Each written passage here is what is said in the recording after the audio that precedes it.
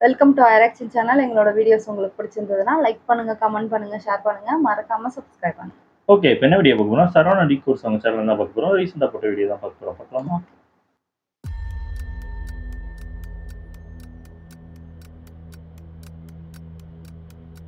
Welcome viewers. அது சரியா ஜூலை 31, 2024 அமெரிக்காவில் இருக்கிற வெர்ஜீனியா சிட்டில 28 வயதான மம்தா கேஃபில் அப்படிங்கிறவங்க 37 வயதான தன்னுடைய கணவர் நரேஷ் பாட் மற்றும் அவங்களுடைய 1 வயது பெண் குழந்தையோட ரொம்பவே சந்தோஷமா வாழ்ந்துட்டு வந்தாங்க. ஆனா கடந்த சில நாட்களா மம்தாக்கும் அவங்களுடைய கணவருக்கும் அடிக்கடி பிரச்சனை வர ஆரம்பிக்குது. அப்படிதான் அன்றைய நாளுமே 2 பேருமே சண்டை போட ஆரம்பிக்கிறாங்க. சோ அன்னைக்கு நைட்டு மம்தா ஒரு ரூம்லயும் நரேஷ் மாடியில் இருக்கிற இன்னொரு ரூம்லயும் தூங்க போறாரு.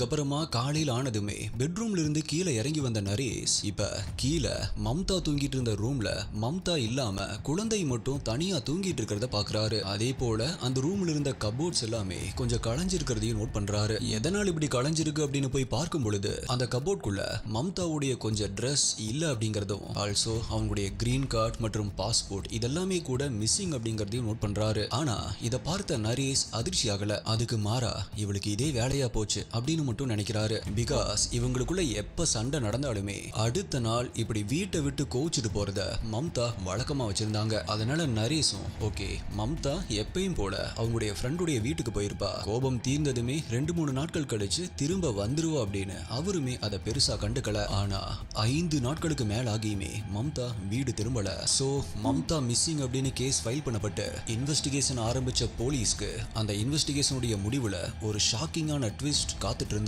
அப்படி காணாம போன மம்தாக்கு என்ன ஆச்சு அப்படிங்கிற ஃபாரன்சிக் உடைய ரேர் டெக்னாலஜியை யூஸ் பண்ணி கண்டுபிடிக்கப்பட்ட எவிடன்ஸ் ஆல்சோ ஒரு திறமையான இன்வெஸ்டிகேஷன் அப்படின்னு ரீசெண்டா அமெரிக்கால நடந்த ஒரு ஷாக்கிங்கான கேஸை பத்தி தான் இன்னைக்கு வீடியோல நம்ம டீகோட் பண்ண போறோம். நீங்க பார்த்துட்டு இருக்கிறது சரவணன் டீகோட்ஸ். நான் உங்கள் சரவணன். வாங்க இன்னைக்கு வீடியோக்குள்ள போலாம். அடிக்கடி சண்டை போட போய் அது புதுசா எடுத்தாவும் அவரே இது பண்ணி ஒரு வயசு குழந்தைய விட்டுட்டு எப்படி அடிக்கடி சண்டை போட்டு தான் போறாங்க. அதனால கண்டுக்காம விட்டுட்டாங்க. ஏதோ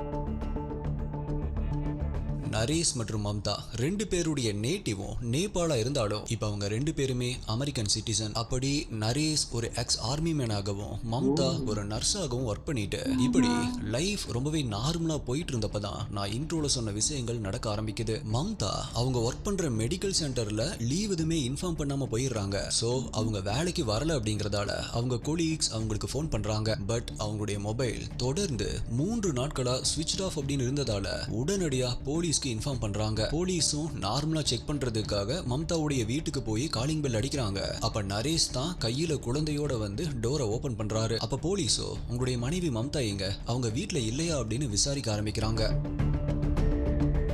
ஓ அப்படிதான் போலீஸ் வந்திருக்காங்க. அதுக்கு நரேஷ் எனக்கு என்னுடைய மனைவிக்கும் 2 நாட்களுக்கு முன்னாடி சண்டை, அந்த சண்டையில அவ வீட்டை விட்டு கோச்சிட்டு போயிட்டா, இது எப்பவுமே நடக்கிற விஷயம் தான், 4-5 நாட்கள்ல திரும்ப வந்துருவா, அப்படி இல்ல அப்படின்னா நானே வந்து கம்ப்ளைண்ட் பண்றேன் அப்படின்னு வேற யாரோ பொண்டாட்டி காணாம போன மாதிரி எந்தவித பயமோ பதட்டமோ இல்லாம ரொம்பவே கூலா ஆன்சர் பண்றாரு. ஆல்சோ அப்படி பேசிட்டு இருக்கும் பொழுது உங்களுக்கு வேற ஏதாவது டவுட் அப்படின்னா வீட்டுக்குள்ள வாங்க, எங்க வேணாலும் தாராளமா செக் பண்ணுங்க அப்படின்னு போலீஸ வீட்டுக்குள்ள கூப்பிடுறாரு. ஆனா இது ஜஸ்ட் ஒரு செக்கிங் அப்படிங்கறதால இட்ஸ் ஓகே. 2 நாள் கழிச்சும் அவங்க வரல அப்படின்னா வந்து கம்ப்ளைண்ட் கொடுங்க அப்படின்னு சொல்லிட்டு போலீஸ் அங்கிருந்து கிளம்பிடுறாங்க. நரேஷும் இப்ப 2 நாட்கள் வெயிட் பண்ணி பாக்குறாரு. ஆனா மம்தா அவரு நினைச்ச மாதிரி வீட்டுக்கு வரல அப்படிங்கறதால ஆகஸ்ட் 5ஆம் தேதி தன்னுடைய மனைவி மிஸ்ஸிங் அப்படின்னு போலீஸ்ல ஒரு கம்ப்ளைண்ட் கொடுக்கறாரு. அப்படி அவர் கம்ப்ளைண்ட் பண்ணதுமே மம்தாவுடைய ஃப்ரெண்ட்ஸ், அப்புறம் அங்க இருக்கிற நேபாள் கம்யூனிட்டியை சேர்ந்த சில மக்கள் மற்றும் சில சமூக ஆர்வலர்கள் அப்படின்னு எல்லாருமே சேர்ந்து மம்தாவை தேட ஆரம்பிக்கிறாங்க. அதே சமயம் மம்தா கடைசியா வேலைக்கு போனதா சொல்லப்படுற ஜூலை 27ஆம் தேதி அன்னைக்கு அந்த மெடிக்கல் சென்டருடைய சிசிடிவி ஃபுட்டேஜஸ் செக் பண்ண ஆரம்பிச்ச போலீஸ் அதுல ஒரு விஷயத்தை பார்த்து குழம்ப ஆரம்பிக்கிறாங்க. அது என்ன அப்படின்னா, அன்னைக்கு நைட்டு சரியா ஒரு 8:17 இருக்கும். ஒர்க் முடிஞ்சு வெளியே வந்த மம்தா ஒரு பிளாக் கலர் செடான் கார்ல அவங்க ஏறி போற மாதிரியான ஃபுட்டேஜஸ் பாக்குறாங்க. சோ அவங்க ஏறி போன அந்த கார் யாருடையது அப்படிங்கிற டீடைல்ஸை கலெக்ட் பண்றப்பதான் மம்தா ஊபரை புக் பண்ணிருக்காங்க அப்படிங்கறதும், ஆனா அதுக்கப்புறமா அதை கேன்சல் பண்ணிருக்காங்க அப்படிங்கறதும், அப்போ அவங்கள பிக்கப் பண்ண வந்த கார் ஊபர் இல்ல அப்படின்னா அது வேற யாரு? ஒருவேளை அவருடைய கணவர் நரேஷ் வந்து பிக்கப் பண்ணாரா அப்படின்னு செக் பண்றப்ப நரேஷ் வச்சிருக்கிறது டெஸ்லா கார் அப்படின்னு தெரிய வருது. போலீஸால அந்த கார் யாருடையது அப்படிங்கறத கண்டுபிடிக்க முடியல. அந்த சிசிடிவில நம்பர் பிளேட் கரெக்டா தெரியாததால போலீஸால அந்த கார் யாருடையது அப்படிங்கறத கண்டுபிடிக்க முடியல. அமெரிக்காலையா? ஆனா இதுல நம்ம நோட் பண்ண வேண்டிய விஷயம் என்ன அப்படின்னா, மம்தா அந்த கார்ல போன அன்னைக்கு ஒன்றும் காணாம போகல. இன்ஃபேக்ட் அடுத்த நாளான ஜூலை 28ஆம் தேதி கூட அவங்களுடைய கொலீக்கு கால் பண்ணியிருக்காங்க. ஆல்சோ இதுக்கு அடுத்த நாளான ஜூலை 29ஆம் தேதி நேபாளில் இருக்கிற அவங்களுடைய அம்மாக்கு வீடியோ கால் பேசியிருக்காங்க. இதுக்கப்புறமா அடுத்த 2 நாட்கள் கழிச்சு, அதாவது ஆகஸ்ட் 1ஆம் தேதியிலிருந்து தான் அவங்களுடைய மொபைல் இன்ஆக்டிவா ஆக ஆரம்பிச்சிருக்கு. ஓகே, சண்டை போட்டுட்டு பாஸ்போர்ட் எல்லாம் எடுத்துட்டு போயிருக்காங்க அப்படின்னா ஒருவேளை நேபாளில் இருக்கிற அவங்க அம்மா வீட்டுக்கோ இல்ல வேற ஏதாவது ரிலேட்டிவ்ஸ் இல்ல ஃப்ரெண்ட்ஸுடைய வீட்டுக்கோ போயிட்டாங்களா அப்படின்னு விசாரிச்சதுலயும் அவங்க அப்படி எங்கேயுமே போகல அப்படிங்கறதும் தெரிய வருது. இப்படியே இதை விசாரிக்கிறதுக்கே 2 வாரம் ஆயிருது. இப்படி நாட்கள் நகர நகர மம்தாவை பத்தி எந்த ஒரு இன்ஃபர்மேஷனும் தெரியல அப்படிங்கறதால அவங்களுடைய ஃப்ரெண்ட்ஸுக்கும் ஃபேமிலிக்கும் அவங்களுக்கு என்ன ஆயிருக்கும் அப்படிங்கிற பதட்டமும் கவலையும் அதிகமாக ஆரம்பிக்குது. இருந்தாலுமே மம்தா கிடைச்சிருவாங்க அப்படின்னு ரொம்பவே நம்பிக்கையோடு இருக்காங்க. இப்படி இருக்கும் பொழுதுதான் இந்த கேஸ்ல ஒரு மிகப்பெரிய பிரேக் த்ரூ கிடைக்குது.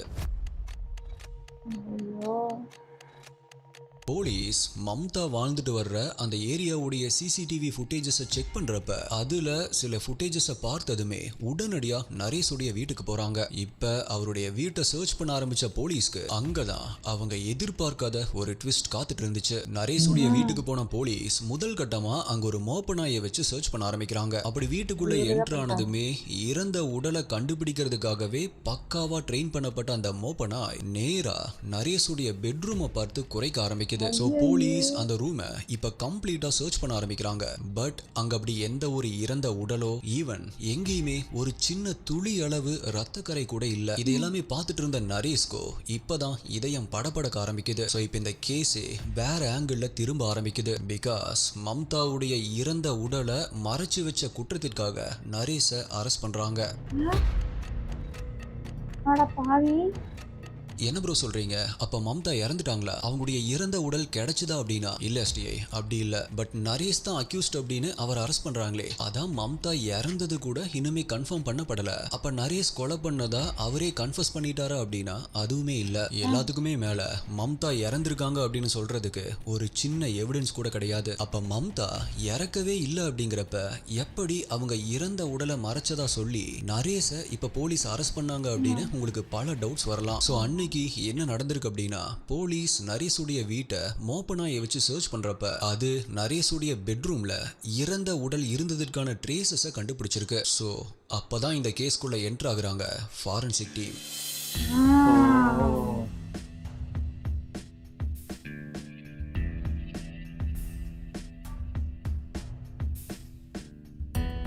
ஃபாரன்சிக் டீம் உள்ள போன உடனே அந்த வீட்டுடைய பெட்ரூம் மற்றும் பாத்ரூம்ல அதிக அளவுல ரத்தக்கரை இருந்ததற்கான ட்ரேசஸ் கண்டுபிடிக்கப்படுது. இங்க நீங்க ஒரு விஷயத்தை நல்லா நோட் பண்ணணும் எஸ்டிஐ. ஃபாரன்சிக் கண்டுபிடிச்சது ரத்தக்கரை இல்ல, ரத்தம் இருந்ததற்கான ட்ரேசஸ். ஆல்சோ அப்படி கண்டுபிடிச்சது ஒரு துளி 2 துளி இல்ல.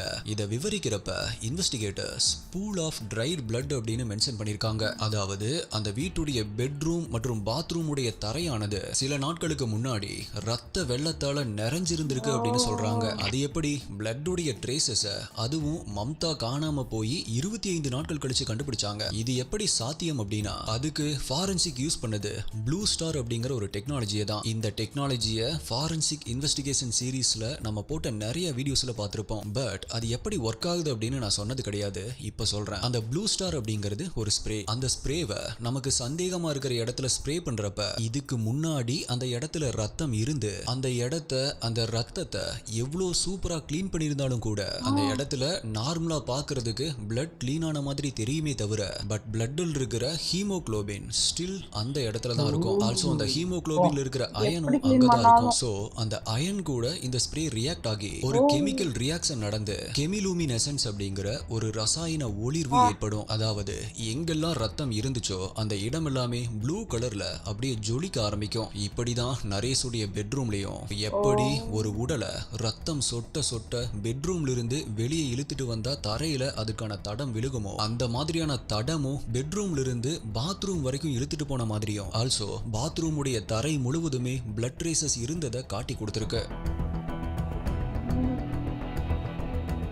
ஸோ இது எல்லாத்தையுமே வச்சு பார்க்குறப்ப மம்தா கொடூரமான முறையில் கொலை செய்யப்பட்டிருக்கலாம் அப்படின்னு நரேஷ் அரெஸ்ட் பண்ணுறாங்க. ஸோ கேஸ் இப்போ கோர்ட்டுக்கு ட்ரையலுக்கு வந்து வாதாட ஆரம்பிக்கிறாங்க. அதில் மம்தாவுடைய தரப்பு வக்கீல் என்ன சொல்கிறாரு அப்படின்னா நரேஷ் ஒரு அப்யூசிவ் ஹஸ்பண்ட் அப்படின்னும் மம்தாவை அடிக்கடி அடிச்சு துன்புறுத்துவார் அப்படிங்கிறது அவருடைய ஃப்ரெண்ட்ஸ் அண்ட் ஃபேமிலி கிட்ட விசாரிச்சதுல கன்ஃபார்ம் ஆகுது அப்படின்னும் ஆல்சோ நரேஷுடைய வீட்டில் கிடைச்ச எவிடன்ஸ் இது எல்லாத்தையுமே வச்சு பார்க்குறப்ப நரேஷ் தான் மம்தாவை கொலை பண்ணியிருக்கணும் அப்படின்னு வாதாட ஆரம்பிக்கிறாரு. ஆனால் இதுக்கு டிஃபென்ஸ் தரப்பு அதாவது நரேஷுடைய வக்கீலோ இல்ல ஆல்ரெடி நரேஷ்க்கு மூக்குல இருந்து ரத்தம் வர்ற மாதிரியான ஒரு பிரச்சனை இருக்கு. சோ அந்த வீட்ல ஃபாரன்சிக் கண்டுபிடிச்சது அவருடைய மூக்குல இருந்து வழிந்த ரத்தமா கூட இருக்கலாம் அப்படின்னும் ஆல்சோ ஃபாரன்சிக் கண்டுபிடிச்ச அந்த ரத்தத்துல மம்தாவுடைய டிஎன்ஏவும் கிடைக்கல. அது மட்டும் இல்ல அவங்க இறந்ததும் இப்ப வரைக்கும் கன்ஃபார்ம் ஆகல. அப்படி இருக்கிறப்ப அது ஒரு மிருகத்துடைய ரத்தமா இருக்கிறதுக்கு கூட வாய்ப்பு இருக்கு இல்லையா அப்படின்னு கேள்வி எழுப்புறாரு. அதாவது நரேஷ் சமைக்கிறதுக்காக சிக்கன் இல்ல வேற ஏதாவது மீட் வாங்கிட்டு வந்து அத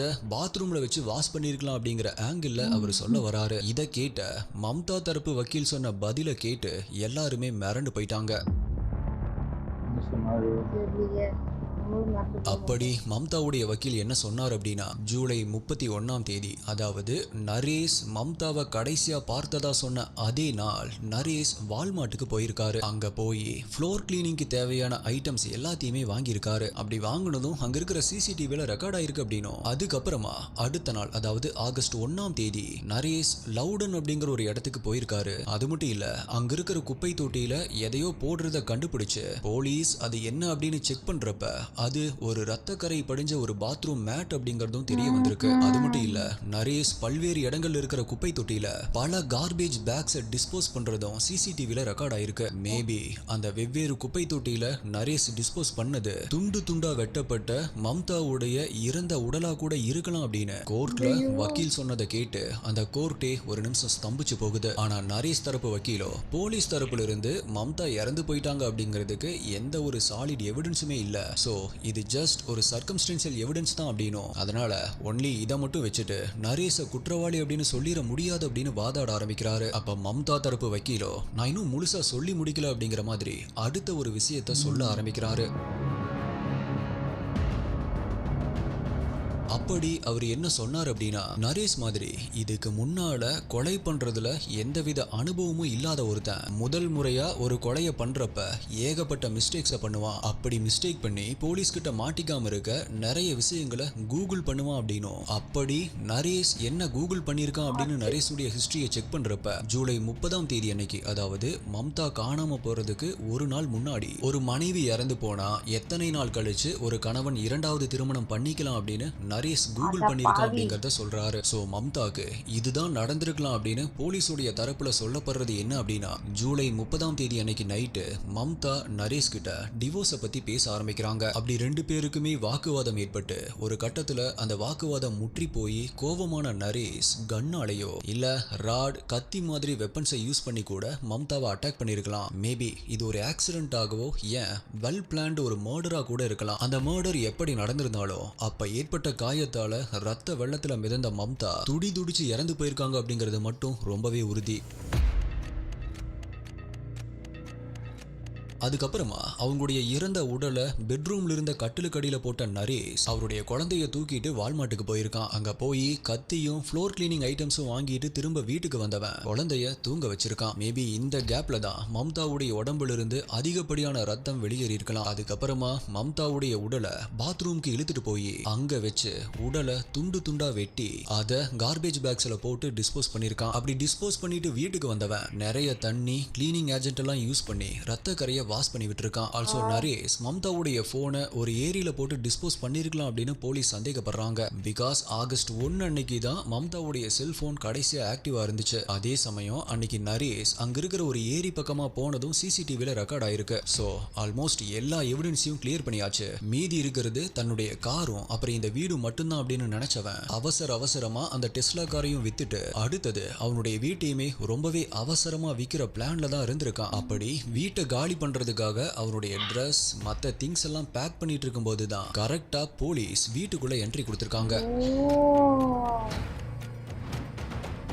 ஒரு சின்ன தடையும் கூட கிடைக்காத அளவுக்கு ரொம்பவே கிளவரா பாடியை டிஸ்போஸ் பண்ணிருக்கான். ஆனா இவ்வளவு வேலைகளை பண்ணவன் போலீஸுடைய டீம்ல ஃபாரன்சிக் அப்படின்னு ஒரு டீம் இருக்காங்க அப்படிங்கறத மறந்துட்டான் போல. பிகாஸ் ஃபாரன்சிக் டீம் வச்சிருக்கிற டெக்னாலஜிக்கு முன்னாடி அவனுடைய பிரில்லியன்ஸ் ஒண்ணுமே இல்லாம போயிருச்சு. சோ நரேஷ் கில்லரா இருந்தா அந்த கொலையை அவன் இப்படி கூட பண்ணிருக்கலாம், இது மாதிரி கூட நடந்திருக்கலாம் அப்படிங்கிற போலீஸுடைய ஒரு தியரி தான் இது. ஆனா நரேஷோ மம்தாவை கொலை பண்ணல அப்படின்னு இப்ப வரைக்குமே போலீஸ் கிட்ட சொல்லிட்டு இருக்கான். இது ரீசெண்டா நடந்த ஒரு கேஸ் அப்படிங்கறதால இந்த அளவுக்கு தான் இன்ஃபர்மேஷன் கிடைச்சது. மேலும் இந்த கேஸ்ல இன்வெஸ்டிகேஷன் இனிமே நடந்துட்டு தான் இருக்கு. மம்தாவுடைய குழந்தை மம்தாவுடைய அம்மா கிட்ட ஒப்படைக்கப்பட்டிருக்காங்க. மேலும் இந்த கேஸ்க்கு பெயிலே கிடையாது அப்படின்னு கோர்ட் சொல்லியிருக்காங்க. So my dear STI head investigators, நீங்க இந்த கேஸை பத்தி என்ன நினைக்கிறீங்க? ஃபாரன்சிக் உடைய டெக்னாலஜியை பத்தி உங்களுடைய கருத்து என்ன? நரேஷ் தான் கொலை பண்ணிருப்பான் அப்படின்னு நீங்க நினைக்கிறீங்களா? உங்களுடைய கருத்துக்களை மறக்காம கீழே கமெண்ட் பண்ணுங்க. மேலும் அடுத்தது என்ன கேஸ் வேணும், எந்த மாதிரியான டாபிக் வேணும் அப்படிங்கறதையும் கீழே கமெண்ட் பண்ணுங்க. உங்களுடைய பெஸ்டான கமெண்ட் அடுத்த வீடியோல வரும். வேற ஒரு வீடியோல மீட் பண்றேன். நன்றி, பாய். சூப்பர், நல்லா இருந்துச்சு. ஆனா அப்படி என்னதான் அவ்வளவு கிளீன் பண்ணியும் 2 வாரம் கழிச்சு அது கண்டுபிடிச்சிட்டாங்க. அது எனக்கு தெரிஞ்சு சண்டை வந்திருக்கும், அதை அடிச்சிருப்பாரு, அதுல ஏதோ இறந்துட்டாங்க நினைக்கிறேன். அதனால நம்ம இப்ப கொலை கேஸ்ல மாட்டிப்போம்னு சொல்லி தான் ஏதோ மறைக்கணும்னு பண்ணி தான் அப்படிதான் பண்ணிருக்காங்க. ஏன்னா அது கூகுள்லாம் ஒரு இதெல்லாம் செக் பண்ணி வேற பாத்துருக்காரு, இதெல்லாம் போய் வாங்கியிருக்காரு. அப்புறம் என்னது 2வது கல்யாணம் எப்போ பண்ணணும்னு இவ்வளோ இது பண்ணது கொஞ்சம் தெளிவா இல்லை. ஆமா, ஐயோ அது எப்படிதான் வெட்டுறதுக்கு மனசு வருது. கொலையே பண்ணியாச்சு, அதுக்கப்புறம் வெட்டுறதுக்கு அப்படி ஆயிடுறாங்க போல இருக்கு. அப்போ இது என்ன முடிவு என்ன இன்னும் போயிட்டு இருக்க போல இருக்கு. தெரியல இந்த கேஸ் பத்தி, இததான் பத்தி அந்த கமெண்ட்லயும் போட்டிருந்தாங்க போல இருக்கு. எனக்கு தெரிஞ்சு ஸ்டார்டிங்ல கமெண்ட் எல்லாம் போட்டாங்களா எனக்கு அந்த இது முன்னாடி வீடியோக்கான கமெண்ட் இந்த வீடியோல காட்டுறாங்கன்னு நினைக்கிறேன். இல்ல ஏதோ வால்மார்ட் இததான் சொல்லி போட்ட மாதிரி எனக்கு தெரிஞ்சு. ஆமா நல்லா இருந்துச்சு. ஓகே, வீடியோஸ் உங்களுக்கு பிடிச்சிருந்தா லைக் பண்ணுங்க, ஷேர் பண்ணுங்க, கமெண்ட் பண்ணுங்க, மறக்காம சப்ஸ்கிரைப் பண்ணுங்க எல்லாரும்.